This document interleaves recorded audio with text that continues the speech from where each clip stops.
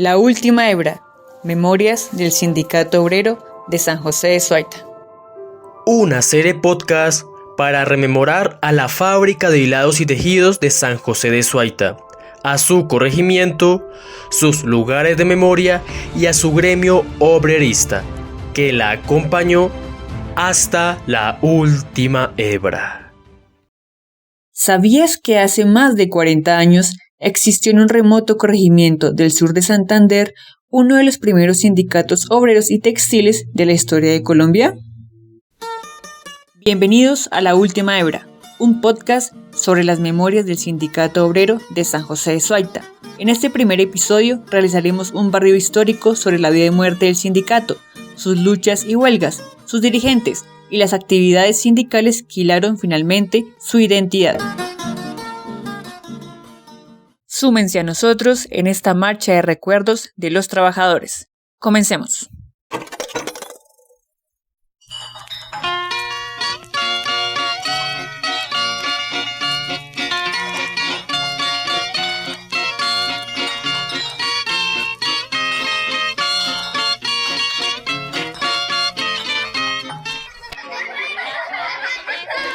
No, venga, entremos aquí.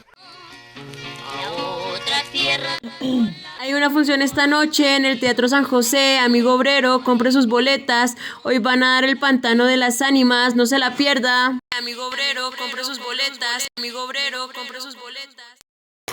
En el sindicato también hubo proyección de películas. Ahí daban cine. La máquina proyectora estaba dentro del comisariato. Hagan de cuenta, como decir, en aquella ventana. Y la filmaba así, hacia esta pared fijaban la imagen. Y entonces ellos, era los sábados la película. Entonces contrataban chinitos o niñas, hacían como una pancarta y escribían el nombre de la película, a qué horas eras, pero la boletería era unas boleticas así que decía Teatro San José Noche. Y eso venía en color verde mar y rosaditas.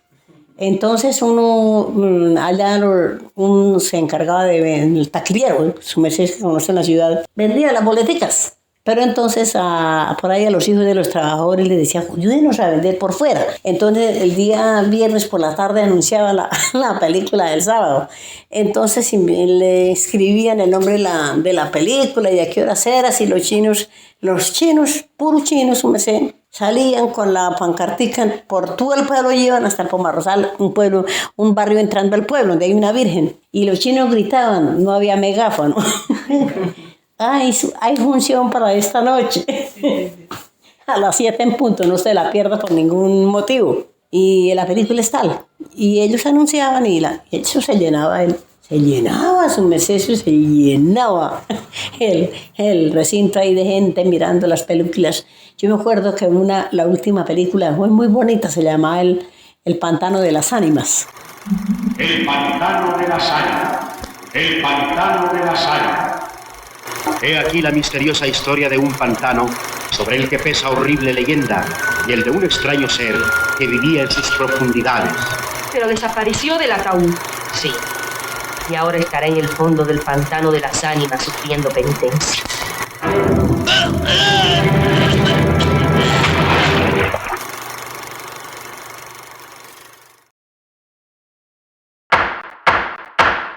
Compañeros, anoche la recolecta del cine fue satisfactoria. Como bien saben, el dinero será usado para el viaje que se hará a Bogotá. Tenemos que bajar para hablar sobre las inconformidades que muchos de nosotros tenemos. El doctor López no ha querido soltar rienda, y así es muy jodido hablar. Tenemos que ir a decirle en su cara, mano, la fábrica no va bien, o nos arreglan o paramos esta joda. Desde el pozo y el arado, desde el torno y el telar, vivan los hombres del pueblo. Interrumpimos este programa para darles una noticia. Transmitiendo en directo desde el sur de Santander, los trabajadores de los hilados de San José de Suaita se dirigen al gobierno. En una extensa comunicación en la cual se dan los detalles de la situación en que se encuentran los trabajadores de la fábrica de hilados y tejidos de San José de Suaita, la Confederación Sindical de Colombia da cuenta al ministro de Gobierno de las numerosas arbitrariedades que se cometen allí. Dice el informe que la fábrica despide a los trabajadores sin reconocerles cesantía, que despidió en masa a los que intervinieron en la huelga llevada a cabo hace algunos años, que no reconoce las prestaciones sociales por maternidad, que no paga el valor de los accidentes de trabajo, que no paga los días festivos establecidos por la ley, y en fin, una enorme cantidad de denuncios que están consignados en 34 numerales que contiene el pliego. Este corte informativo fue traído por el periódico El Siglo, 15 de noviembre de 1943.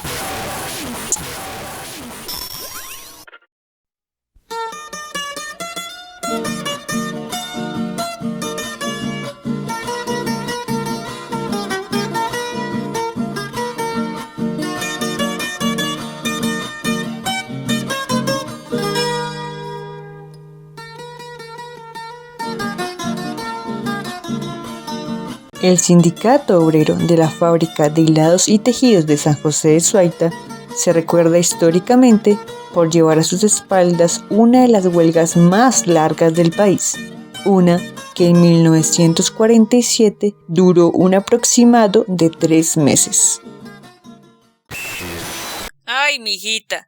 Tiempos aquellos en que las obreras y obreros compartían en comunidad y solidaridad, firmemente asentados en las puertas de la fábrica, turnándose día y noche la vigilancia para que ningún fulano entrara por ahí a trabajar y preparando piquete para aguantar la espera. Espera que valió en su totalidad grandes beneficios para las trabajadoras y trabajadores de aquella época y permitió que históricamente fuese recordado por ello, pero hoy, 40 años después, su memoria está guardada en muchos de sus afiliados y herederos de las primeras generaciones de obreras y obreros josefinos. Mi nombre es Gilberto Ariza Ulloa, soy de acá de San José de Suaita. Mis padres son de acá de San José, trabajaron toda la vida en la fábrica mis padres. Mi padre se llamaba Nemesio Ariza Esteves y mi madre Seferina Ulloa de Ariza. Me llamo Elizabeth Carvajal de Ardila, tengo 72 años, trabajé 10 años en la fábrica, trabajé poquito. Allá yo fui hiladora y mientras que estuve trabajando estuve en el sindicato. Fernando Telle Gómez, yo nací el 9 de febrero de 1937 y entré a trabajar ahí como de unos 17 años. Alcancé a trabajar 27. Yo era el tejedor. ¿Y su merced? El Zamora. Mi papá manejaba 6. El que tal vez yo creo que todos los tejedores, mi papá era el primero, el más que ganaba. Fue de buenísimas. Cambia a mí, sí, sinceramente, a mí me entrevistan, les digo qué pena, pero soy pésima operaria. Todas las semanas que que suba al almacén, yo ya iba preparada porque que mire, se le pasó estas marras, que mire que no sé qué. Y claro, yo quedaba todos los días de últimas, o sea, todo ocupando el primer puesto de abajo. Yo terminé los 10 años, sí, de raspadita, pero bueno, no me sacaron. Mi nombre es María Espíritu Cabezas Durán, edad 72 años. Mi papá se llamaba José del Carmen Cabezas Bonilla, mi mamá Ana Dolores Durán de Cabezas. José del Carmen Cabezas era tejedor. Yo soy Luis Cruz Vargas, soy mayor de edad, tengo 75 años. Trabajé en la fábrica 17 años y medio. Trabajé en la ganadería, trabajé en hilados. Bueno, mi nombre completo es María Teresa Plata, yo tengo 70 años y cuando entré a trabajar a la fábrica, pues entré, ya les dije, 14 años y entré a desempeñarme en el oficio de despinzador, que era quitarle la hebrita a la tela, la hebrita que salía de donde se unía el cambio de la cañuela, que se terminaba el hilo y unía ese pedacito de hilo que estaba ahí. Teresa ingresó a la fábrica a una temprana edad. Como muchas de sus compañeras, siguió la tradición obrera del ejercicio sindical y decidió afiliarse al sindicato obrero, llegando a ocupar el puesto de secretaria. Yo pertenecí también al sindicato. Eso fue una cosa que a mí me llamó también la atención porque San José de Suaita era un sindicato que le tenían miedo en Bucaramanga. Cuando iba a discutir los pliegos de peticiones, nunca me llevaron. Ya digo por mi edad. Yo siempre me consideré que fui muy niña para trabajar. Pero cuando ellos llegaban, pues nosotros nos reuníamos, la junta, y que se peleó y que se consiguió y que sí, ya 5 centavos. Y luego pasaron a 10 centavos el metro de tela. Entonces mire que eso a uno de niño y con ilusiones, eso le mataba 10 centavos por el metro de tela. Pensaba uno que era, ¿no? Y en un sindicato también, en él sí, desde que entré hasta que me salí. Fui la secretaria.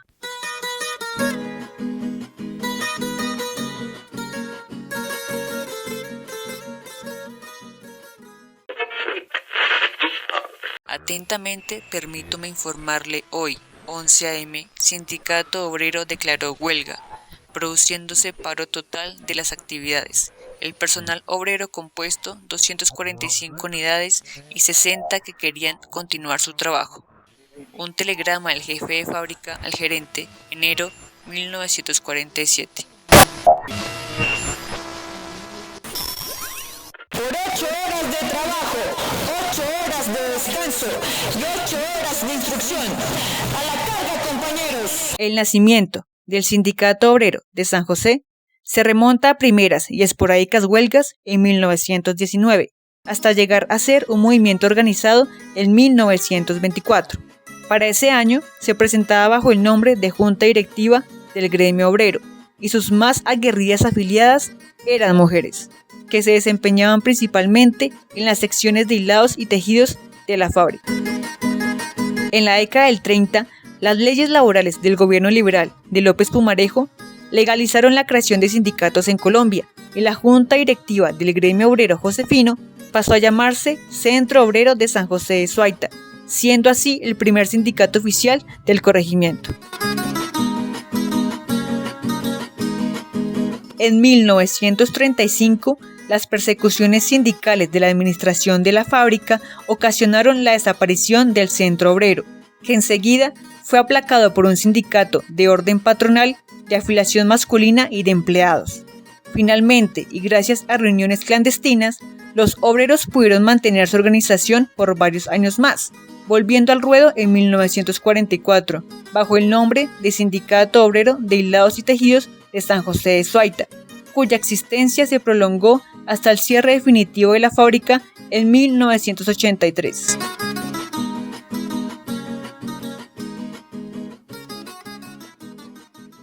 La experiencia de Teresa como sindicalista estuvo fuertemente anclada a los espacios de juntas y reuniones del gremio obrero.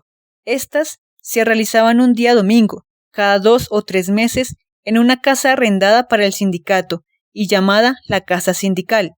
Por su parte, la junta directiva del sindicato se comprendía de presidente, vicepresidente, fiscal, tesorero, secretaria y vocales, los cuales eran elegidos democráticamente. Se reunían, digamos, aquí donde, en una esquina que hay una casa, se llama la Casa Sindical, y en esa casa, entre semanas, se ponía una nota allá en la puerta de la entrada a la fábrica, donde decía que el sindicato citaba a los trabajadores a una reunión el día domingo, a las 3 de la tarde. Y allá teníamos que estar todos, asistíamos, y de pronto pues era cambio de junta. Entonces yo entré y cuando nos hablaron de primero el presidente, que eran con unas políticas, ella salió elegido allá. Y después ya pasa a elegir secretaria y entonces todos que sí. Ya, y después ya vienen nosotros.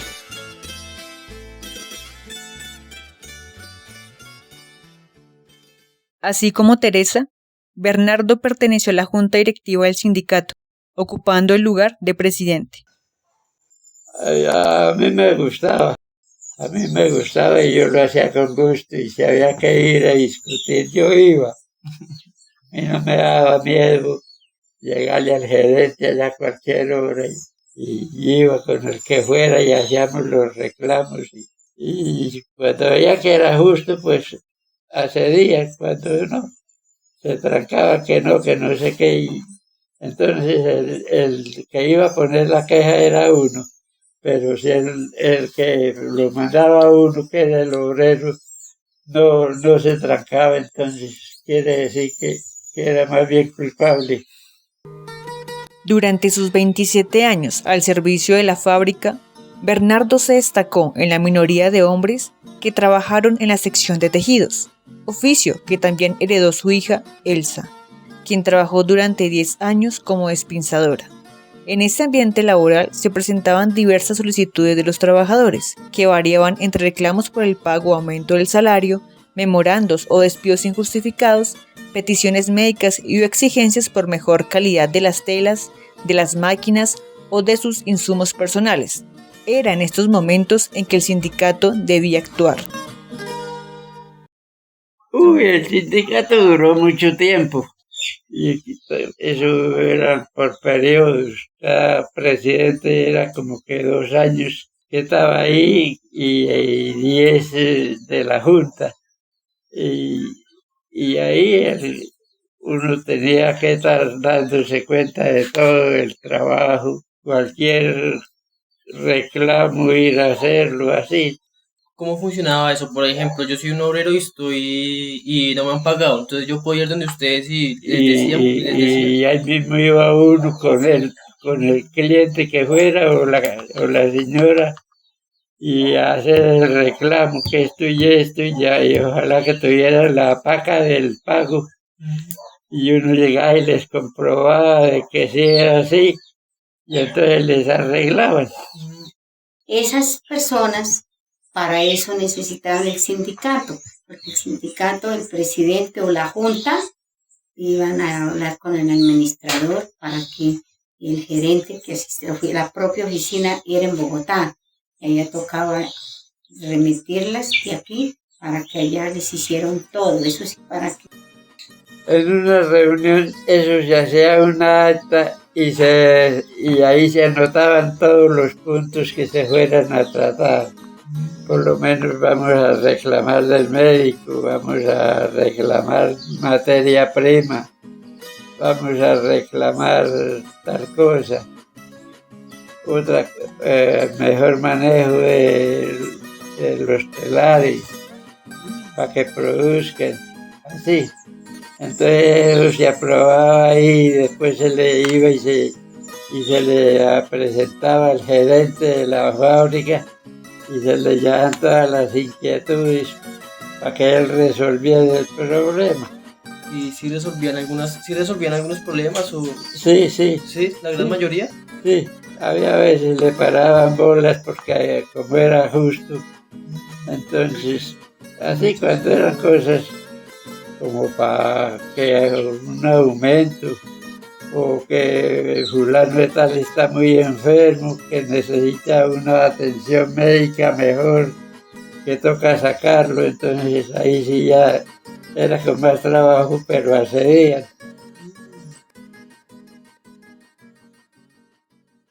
Como parte de su labor de secretaria, Teresa debía llevar un control de asistencia de todos los afiliados, pues el obrero que faltase ese domingo de reunión en la casa sindical era multado con el mínimo de 5 centavos, que le serían descontados automáticamente o por la derecha de su salario. Que yo me acuerde, el número de gente que yo llamaba a lista eran 200 personas. Tenían que estar sentaditos, viciosos, aprobar y aprobar. Siempre llamaba a lista, siempre, todas las veces, todos los domingos, eso era cada mes que reunión. Y se llamaba lista y por eso digo yo que los que no, pues uno le hacía el chulito de que no. Y cuando terminaba ya ellos pasaban allá a las cajeras para que el sábado le sacaran las moneditas al que no hay. Como era tan estricto ellos, pues ellos querían que nosotros también tuviéramos un poco más. Mantuve que no me gustaba irme a la casa sin hacer lo del libro, ¿no? De llenar lo de la gente que estuvo, porque le sacaban a uno multa si no venía el sindicato. O sea, en la bolsita que le daban a uno el día sábado, le descontaban a unos sindicatos, faltó, pues tanto. Eso no, esos 5 centavos, 6 centavos, eso es lo que le sacaron de multa a la gente, yo pienso que les harían tal vez como falta, como para comprometerlos a que se participaran de lo que se hablaba. Porque después pues uno oía a la gente, pero sí, aprobaron allá otra cosa. Por ejemplo, que cuando fueron a arreglar los baños, que no eran baños, sino eran lo que llamaban como water, no me acuerdo cómo se llamaba. Eran dos huellas grandísimas y un hueco profundo. Y bajaba, no oía, pero no veía porque eso era una profundidad ya. Y se quisieron cambiar y la gente después hizo el comentario, no, pero ¿cómo aprobaron eso? Que lo van a tumbar, ya de toda la vida los hemos conocido, lo van a echar allá. Entonces, para que no sucediera eso, ellos lo comprometían al sindicalista, porque no eran todos.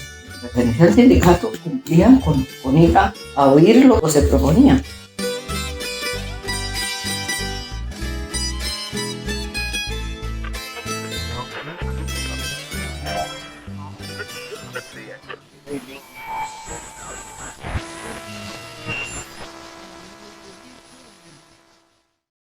El cobro de esta multa también fue objeto de disputas y desacuerdos entre compañeros, pues fue muy recurrente en algunos afiliados la sensación de que el sindicato no era útil y su estancia en él solo respondía a una tradición obrera.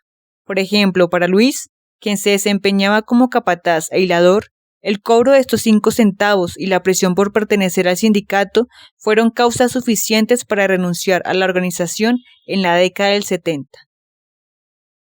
Sindicato, yo no le vi futuro, porque todo el mundo dice que el sindicato no defiende a nivel nacional,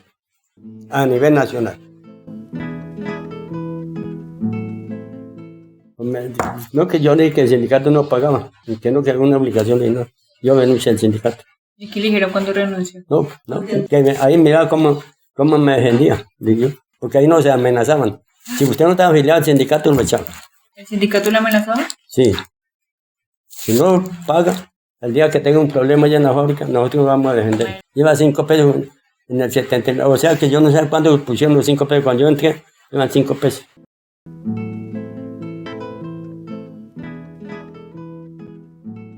Elsa se vincula a la fábrica desde sus 14 años de edad y vive su ejercicio sindical teniendo como ejemplo a la figura de presidente de su padre, Bernardo. A pesar de ello, su manera de vivir las reuniones y la política no distó mucho de sus compañeros contemporáneos. Yo a veces me quedaba atrás, pero yo era la mayor y mi mamá me mandaba a mí con la ruana que le esperaba la reunión y salíamos como a las 7 de la noche. Yo pasaba al rinconcito a dormir y yo solo me acuerdo que la mayoría dormía y decían eso que dicen, ¿lo aprueban o no lo aprueban? Se asustaban y no sabían ni qué aprobaban. Y al otro día, ¿qué fue lo que dijeron en la reunión? No, yo fui y me quedé dormido. Y entonces, ¿qué fue lo que aprobaron? ¿Por qué fue lo que aprobaron en la reunión el domingo o anoche? Sí, a preguntar. Ay, no. Entonces no sabían ni de aquella era que habían ido.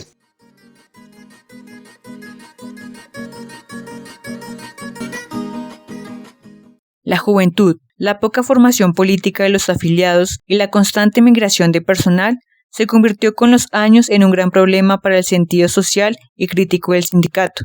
Así como sus padres, los hijos de los obreros y obreras entraban a las filas sindicales siendo menores de edad, sin comprender siquiera la importancia o el para qué del sindicato. La mayoría de los afiliados estaban por obligación, curiosidad o porque a veces era mejor estar del lado del gremio y se disponían mínimamente a aprobar o no lo propuesto por la junta directiva. Así lo confirma Elizabeth, quien se desempeñó en la junta como vocal de tesorería, siguiendo la misma tradición sindical de su madre, Ana Rosa. Uno se hacía sindicalista, pero al mismo tiempo no sabía por qué. Pues uno muchas veces hasta si le oía, le gustaba que lo que hablaban y uno la costumbre, oye, y se miraba como una compañera así de la edad de uno, pegaba la palmadita y risa, pero muchas veces no sabía si se justificaba uno. Hay veces piensa las cosas que ahorita, pongamos, estoy sola y Yo digo, bueno, como uno aplaudía y decía que sí, tal cosa, es que se va a ir a una junta, va a ir a Bogotá a hablar con don fulano y tal, a ver si nos aprueban tal cosa. Venga, sí señor, váyase. Pero muchas veces decían que era mejor uno no ser sindicalista, porque a saberse que nada se beneficiaba. La responsabilidad política reposaba finalmente en las presidentas y presidentes del sindicato. Por lo menos hasta la década del 60, estos dirigentes se caracterizaban por su léxico y su dominio político. Teresa, desde su experiencia como secretaria, tuvo que convivir con algunos líderes que hasta hoy día marcaron también su formación política.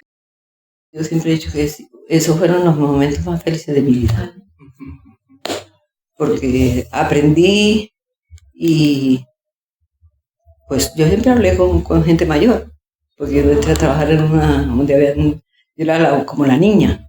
Entonces a mí, a pesar de que yo soy así, a mí me respetaban todos, me querían todos, estaban pendientes. Pero así de los braveros, presidente don Carmelo. Sí, don Carmelo sí era un hombre, él sí, cuando daba el manotón, todo el mundo quedaba o aprobó o no aprobó, y el que se quedó, se quedó. Y luego él le hacía tenía unas palabras bonitas, y siempre encabezaba la lista, digamos, el acta, ¿no? En el día tal nos reunimos en el salón sindical, siendo las tantas horas, no sé cuántas, tantas personas. Y uno en el libro, volví a repetir a todas las señoras que han aparecido ahí, y señores. Pero el hombre era, y sabía. Y siempre, aunque él cuando no era presidente, el sindicato lo nombraba a él como el que va a acompañar, ¿no? Que va con la junta. Entonces se llevaban 2 representantes de los trabajadores. Aquí en el sindicato hay 2 representantes. El sindicato lo podían comprar. A los trabajadores no, porque éramos los que sufríamos. Entonces a él siempre se llevó. A él y a un señor que se llamaba Carlos Julio Cruz. Sí, siempre fueron hombres, entendían. Pues don Carlos Julio venía como de trabajar con los ferrocarriles, algo así. Entonces tal vez en medio de ya ser gente mayor, tenían sus conocimientos de leyes y de cosas.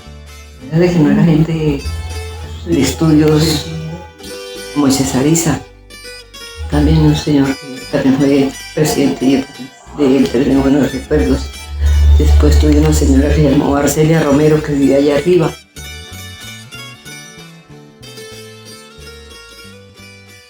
La influencia de centrales obreras como la USO y la CTC dieron al sindicato y a sus presidentes una formación político-social del ejercicio sindical, siendo de gran apoyo en la asesoría del pliego de peticiones y huelgas. La participación de estas centrales obreras en la vida política y pública de San José le valió al sindicato ser juzgado como comunista, afirmación que actualmente y en su mayoría es cuestionada por los afiliados del sindicato, como Teresa, pero que se puede materializar en figuras como la del presidente Moisés Ariza. La Unión de Trabajadores de Ecopetrol, algo así, con ellos muy unidos. Ellos venían aquí también, que cualquier problema que, por ejemplo, nosotros, pienso yo que el sindicato de nosotros era más analfabeta. Pienso, ¿no? Mire el entorno, ¿no? Que no eran, en cambio ya, digamos, los que venían de Barranca, ya eran gente que hablaban de más, eran como más guerreritos, como sabían más. Y los de nosotros eran, entonces ellos venían y nos empapaban. Sí, no, así, digan esto. En eso de los pasos de peticiones, que lleva el pliego de peticiones, que esos eran unos puntos, y aquí venían y les corregían a los de aquí, de allá de Barranca, de los de Ecopetrol, les corregían a los de aquí, no sé. Entonces sí ve que había como se querían, pero aquí yo quisiera que alguno de otra persona que fuera yo les hablara a los guerreros que eran, porque ellos no se venían, no les aceptaban las cosas como yo. Y siempre fueron protegidos por el sindicato, ¿no? De Ecopetrol, sí. A la huelga, compañero, no vayas a trabajar. Deja quieta la herramienta, que es la hora de luchar. intenta distinguir alguna ideología política. Por ejemplo, entonces decía que era comunista, pero otra gente dice que no tenía ninguna ideología. No. Yo no. Tal vez no. Eso de que eso no es política. Yo, por ejemplo, como no sé si lo habrán entrevistado a Moisés Ariza. Sí, pero él ya muy... Sí, ya no recuerdo. Sí, ¿No recuerda? Sí, yo sí de él, sí. Su ilusión, él siempre nos decía a nosotros que era ateo y era ermitaño y lo profesaba. Él vivió muchos años en una cueva. Pero yo que recuerde así de otros no. Ni nunca oír a los caballeros hablar de eso, no.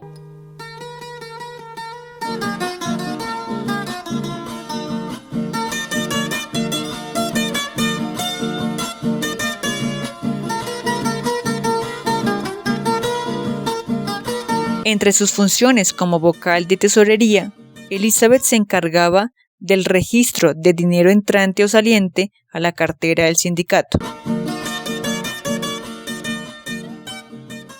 Supongamos si había algún dinero, pedían para algo, uno hace cuenta cuánto recibió y anotar y firmar el acta de lo que recibieron y a qué horas y quién la dio y en qué manera venía la plata, si sencillo, moneda o billete.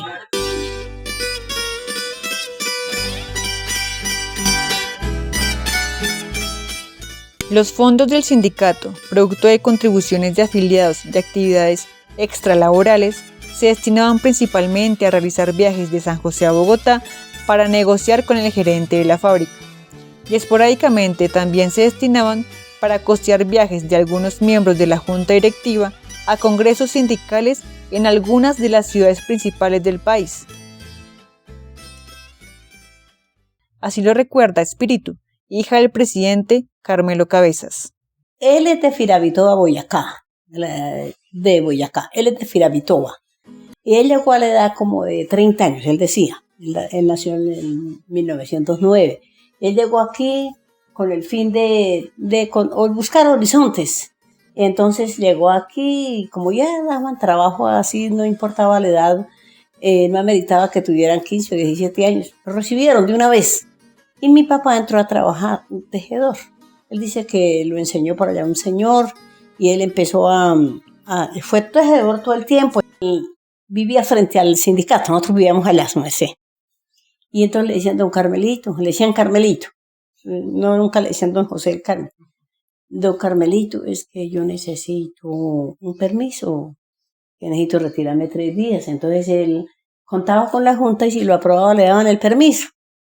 Sí, esa era la función del sindicato y ir a congresos. Él fue, le digo, ¿a dónde fue eso? Me decía, a Cartagena. Él fue a Cartagena a congreso, mi papá. Inclusive, mira, ahí en esa estatua de Lucas Caballero, ¿la han visto? No sé. En ese parquecito había una placa fijada, sino que se la robaron hace como 3 años. Y ahí está la junta directiva fijada ahí.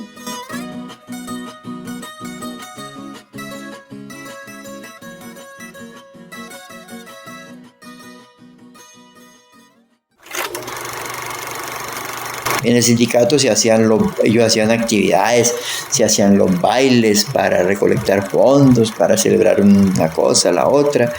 Era como un centro cultural ahí, ¿no? Ese sindicato. Y también en una época ellos compraron una máquina del sindicato para poder subsistir. Compró una máquina de proyectora de películas, que esa máquina la manejaba mi papá, que era Nemesio Ariza, porque prácticamente la manejó toda la vida. Era una máquina de esas de 16, en blanco y negro, 16. Eran de esas películas, de esas cintas, rollos grandes, 16 milímetros. Bueno, ¿cómo se llamaba eso? La cosa era que la película era con rollos, y de ahí ellos entonces pedían a Bogotá las películas, más que todo en esa época eran películas mexicanas. Y sí, entonces era para el pueblo la sensación. Entonces las películas las mandaban, por ejemplo, un viernes, llegaban aquí un sábado y el sábado y el domingo era proyección de película por la noche. Se cobraba la entrada, entonces eso era como una entradita ahí para el sindicato, para los pasajes o para ayuda de muchas personas que solicitaban ayuda. Entonces como de pronto la fábrica no les daba, entonces ellos tenían sus propios recursos. Ahí obviamente que el sindicato estaba manejado por un presidente, fue un vicepresidente, un secretario, el tesorero y revisor fiscal, como toda junta, ¿no? Sí. Ellos manejaban esas cositas ahí, y lo mismo para todos los eventos que se hacían. Duró mucho tiempo la proyección de la película, mucho tiempo, duró muchos años.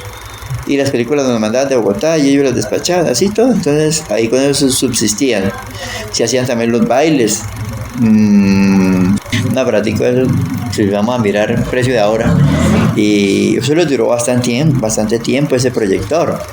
Y a la final, eso quién sabe quién se quedaría con él, porque como eso se repartió después de que se acabó la fábrica.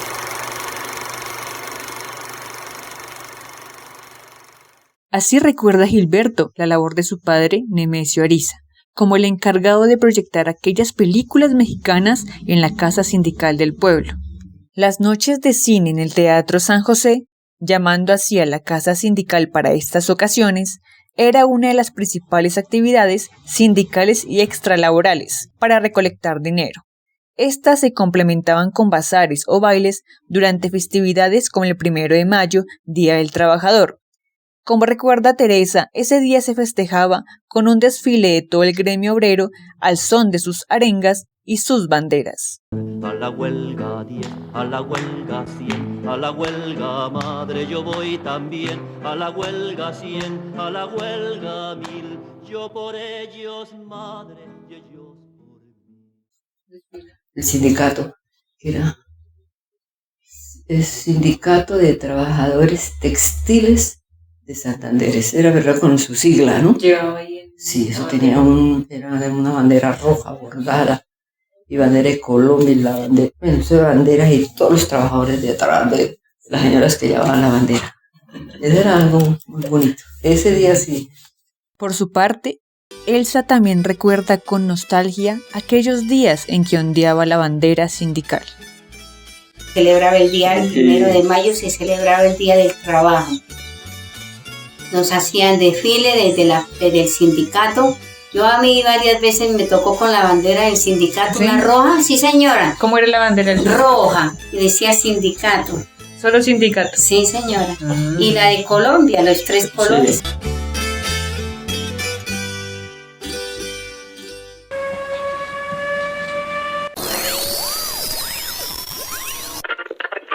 Interrumpimos este programa para darles una noticia. Aquí, desde las afueras de la fábrica de hilados de San José de Suaita.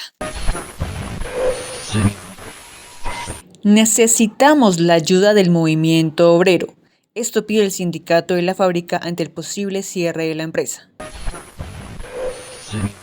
Se dirigen así a las centrales obreras. Apreciados compañeros, el Sindicato de Trabajadores de la Fábrica de Hilados y Tejidos de San José de Suaita, en el departamento de Santander, hace la denuncia de la situación que afrontamos 150 más 124 pensionados de esta compañía. En el curso de los últimos meses, los empresarios vienen buscando la manera de liquidar la empresa y para el efecto han recurrido a la maniobra, que en estos casos es característico de los patronos. Sí. Los propietarios de esta empresa, como también de más de 800 hectáreas en la región, son la familia López Caballero, siendo la cabeza principal el expresidente Alfonso López Miquelsen. La empresa fue creada en el año 1914 y desde hace más de 50 años pasó a manos de la familia López Caballero, tiempo en el cual los trabajadores han sufrido las consecuencias de la más acentuada explotación. En estos momentos la situación es preocupante. La empresa no paga salarios desde el pasado 17 de septiembre, a pesar de que devengamos el mínimo de ley y a nuestros compañeros pensionados les deben la correspondiente a 20 meses. Ante las reclamaciones hechas, los empresarios manifiestan crisis económica y han propuesto enviar a los trabajadores a vacaciones, propuesta que naturalmente ha sido rechazada, pues pensamos que lo que se busca es que la empresa tenga libre su camino para desmantelar la factoría, como ha sucedido en muchas otras empresas, más aún cuando la gran mayoría de los trabajadores llevamos 15 a 30 años de servicio a la compañía.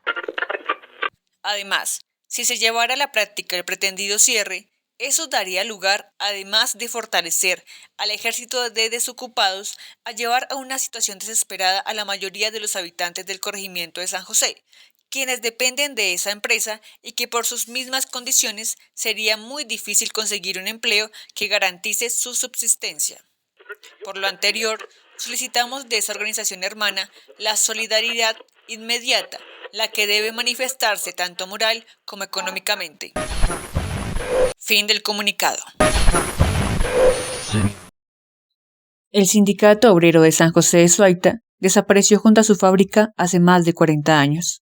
El trauma cultural provocado por el cierre de la empresa marcó un antes y un después a la forma como hoy es recordada esta organización. Por ello, nos seguiremos preguntando si tendrá el pueblo alguna voluntad de recordarlo, o si por el contrario, silenciar su memoria es el mejor camino para sanar sus heridas.